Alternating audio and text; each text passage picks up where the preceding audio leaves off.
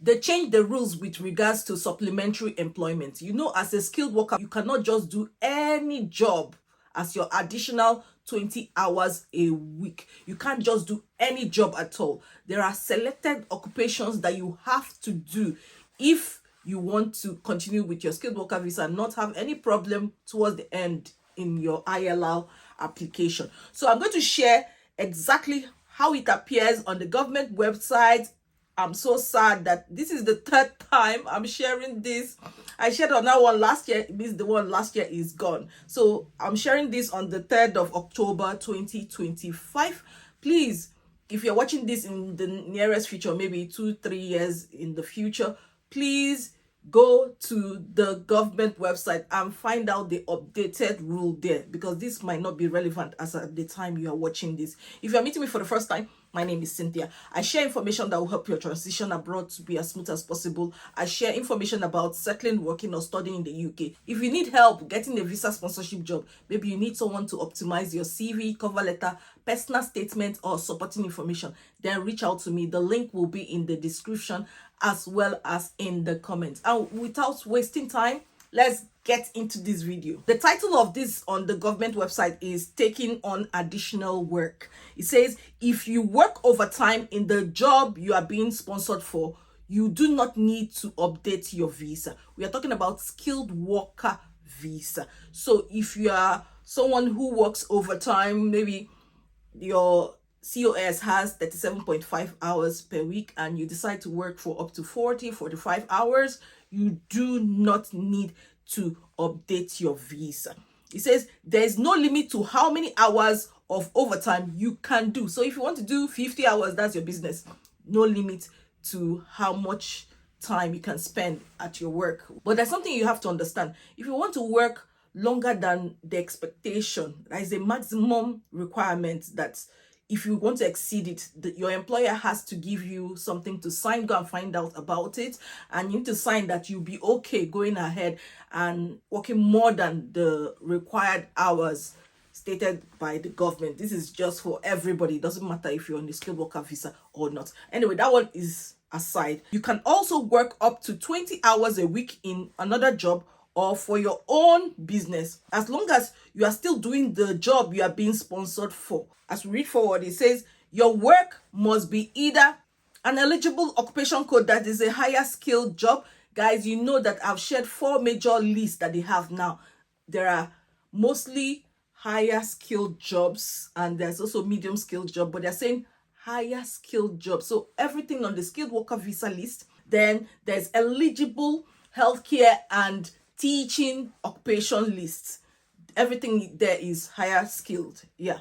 But if you check the immigration salary list and the temporary social list, everything there is RQF 3 to 5. They are not higher skilled. They are mostly medium skilled jobs.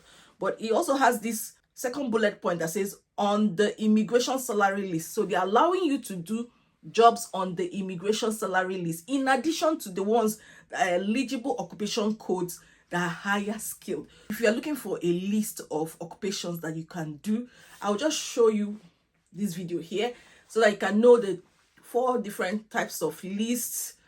It's very important you pay attention to this so that you don't make the mistake of working in a job that is not eligible or that you are not required to. Some people make that mistake towards the end of their ILR. They fall into trouble. So that's why I'm sharing this. And the 3rd bullet point here, it says in the same sector and at the same level as your main job. The same sector, the same level as the main job. So if you are a healthcare worker and you decide to do the same healthcare work in the health and social care sector, then it will be acceptable. Listen to this. It says you can also do additional work in a job listed as medium skilled if both of the following apply. You got your certificate of sponsorship for your first tier 2 or skilled worker visa before 22nd of July 2025. You have continually held 1 or more skilled worker visas since then. I want to show you all the list of medium skilled jobs. So I'll just click on this listed as medium skill and this pops up. shows you skilled worker visa eligible occupations and codes, and it has a list of both higher skilled and medium skilled jobs. So anything you choose to do for 20 hours a week has to be here, has to be on this list. You can see some of the medium skilled jobs here. Just go through them. Avoid the ones that says ineligible. This is just where you need to get access to all the jobs that you can do. Please pay attention to the little occupations at the center. You will notice that there are a list of job titles at the center.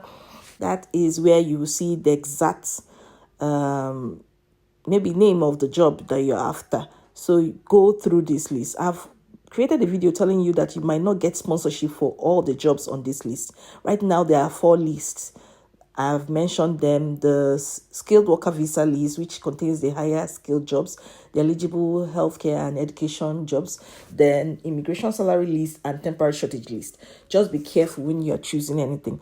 But these are the occupations, guys. I'm just scrolling down. You can slow it down by changing this to 0.5 so that I can go through all of them. But as usual, I always tell you that I'll put the link to this particular page on the government website. I'll put it in the description. It's very easy to have access to it and then check things out. I hope you benefit from this and you avoid any of the problems people have. Like I said, the medium skilled jobs, some of them are under the temporary shortage list. So guys, the rules have changed. Please obey the rules and follow accordingly. It's always difficult to keep up with all these changes. But he also says that you can also do voluntary work.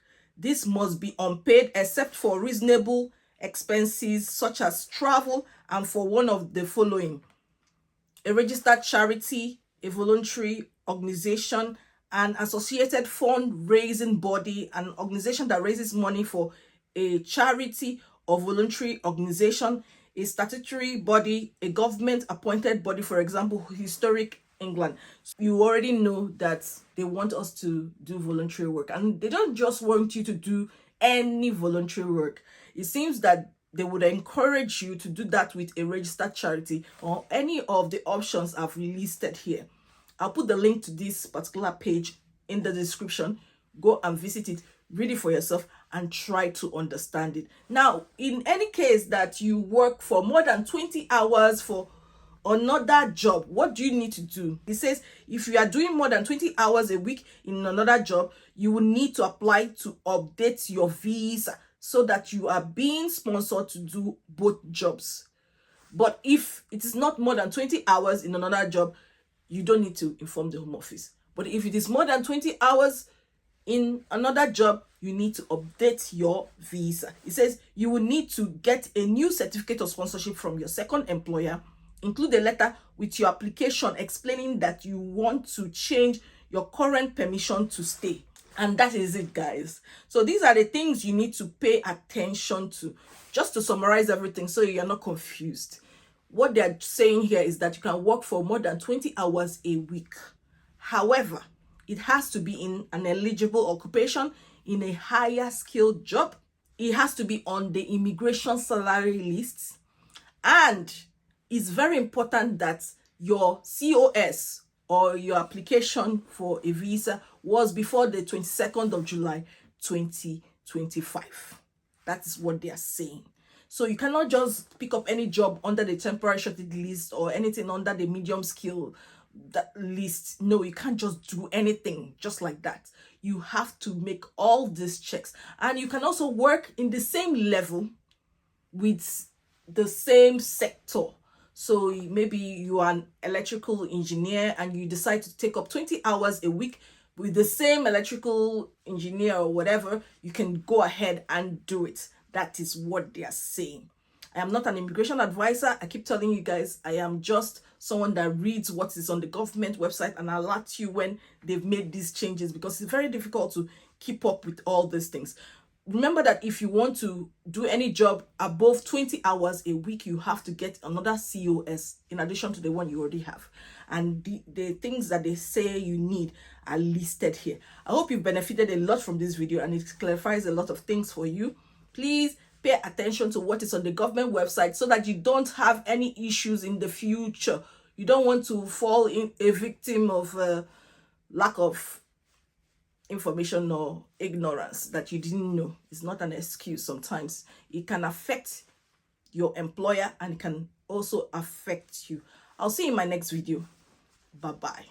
Africa's rich history is filled with stories of powerful kings and queens, like Queen Amina of Zazzau, the fearless warrior queen, King Mansa Musa of Mali, the wise and just ruler, Queen Nzinga of Angola, King Shaka Zulu, and many other notable African rulers. Join us on a journey through the lives of Africa's most legendary kings and queens. In African Kings and Queens, discover the fascinating stories of these iconic leaders. Get your copy now on Amazon Kindle. Grab your copy now.